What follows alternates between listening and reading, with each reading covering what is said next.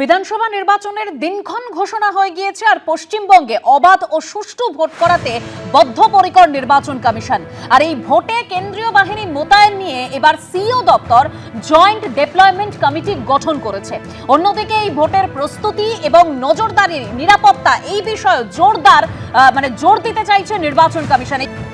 দেখো, তোমাকে প্রথমে জানিয়ে রাখবো যে দুপুর 2টা থেকে এই জয়েন্ট ফোর্স ডেপ্লয়মেন্ট কমিটি, সেই কমিটির বৈঠক কিন্তু শুরু হয়েছে। এই কমিটি মূলত কিন্তু দেখবে যে এই যে 480 কোম্পানি বাহিনী এখনো পর্যন্ত এসছে, এই বাহিনী কিন্তু বিভিন্ন জেলায় ইতিমধ্যে মোতায়েন করা হয়েছে সিইও দপ্তরের তরফে। এর পাশাপাশি কিন্তু আরও প্রায় 1820 কোম্পানি বাহিনী সেটাও কিন্তু এসে পৌঁছবে।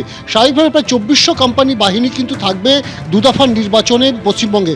এই বাহিনী কোথায় কিভাবে মোতায়েন করা হবে, কোন জেলা কতটা স্পর্শকাতর, বিশেষ করে যেখানে আন্তর্জাতিক সীমান্ত রয়েছে ভারতের সঙ্গে, সেই সমস্ত জেলাগুলোতে কিভাবে নজরদারি হবে, এই সমস্ত বিষয়গুলো নিয়ে কিন্তু আজকে আলাপচারিতা হচ্ছে।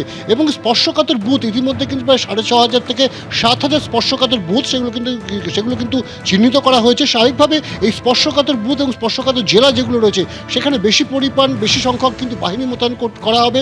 এবং তার পাশাপাশি যে সমস্ত জায়গা তুলনামূলকভাবে কম সেন্সিটিভ সেই সমস্ত জায়গায় কম বাহিনী মোতায়েন করা হবে। এই বাহিনী কোথায় কিভাবে মোতায়েন করা হবে তার জন্যই কিন্তু এই কমিটি তৈরি করা হয়েছে। সেই কমিটি কিন্তু আজকে মনোজ আগরওয়ালের সঙ্গে বৈঠকে বসেছে এবং এই বৈঠকের পরেই কিন্তু মোটামুটি সিদ্ধান্ত হয়ে যাবে যে প্রথম দফার নির্বাচনের আগে থাকতে কিভাবে বাহিনীকে কোন জেলায় ডিপ্লয় করা হবে। কারণ তুমি জানো যে ইতিমধ্যে কিন্তু দফায় দফায় বাহিনী এসে পৌঁছবে।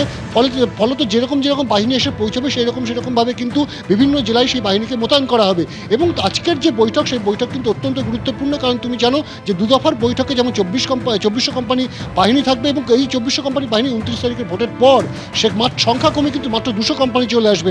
এবং এই 200 কোম্পানি কিন্তু থাকবে ভোট পরবর্তী হিংসা বা কোনো অপ্রীতিকর ঘটনা যাতে না ঘটে সেই ঘটনা এড়ানোর জন্য। এবং তুমি জানো গতকালই আমরা দেখেছি যে নবান্ন স্বরাষ্ট্র দপ্তরের তরফ থেকে কিন্তু একটি নির্দেশিকা জারি করা হচ্ছে সমস্ত জেলা প্রশাসনকে।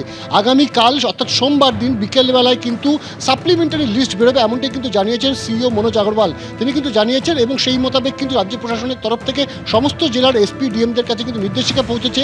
যে কোনো ধরনের পরিস্থিতি মোকাবিলা করবার জন্য কিন্তু প্রশাসনকে সতর্ক থাকতে বলা হয়েছে।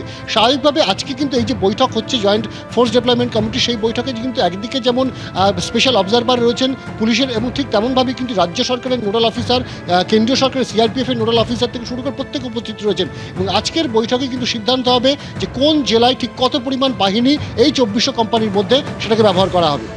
একদম অনির্বাণ, তুমি আমাদের সঙ্গে থাকো, অর্থাৎ আমাদের প্রতিনিধি অনির্বাণ বিশ্বাস যেরকম আপনাদের জানালেন যে কোন জেলায় কত বাহিনী মোতায়েন করা হবে এবং তারা ঠিক কিভাবে কাজ করবে এই জয়েন্ট ডেপ্লয়মেন্ট কমিটি তারা ঠিক করবে। ইতিমধ্যে বৈঠক শুরু হয়ে গেছে। এবিপি আনন্দ এগিয়ে থাকে, এগিয়ে রাখে।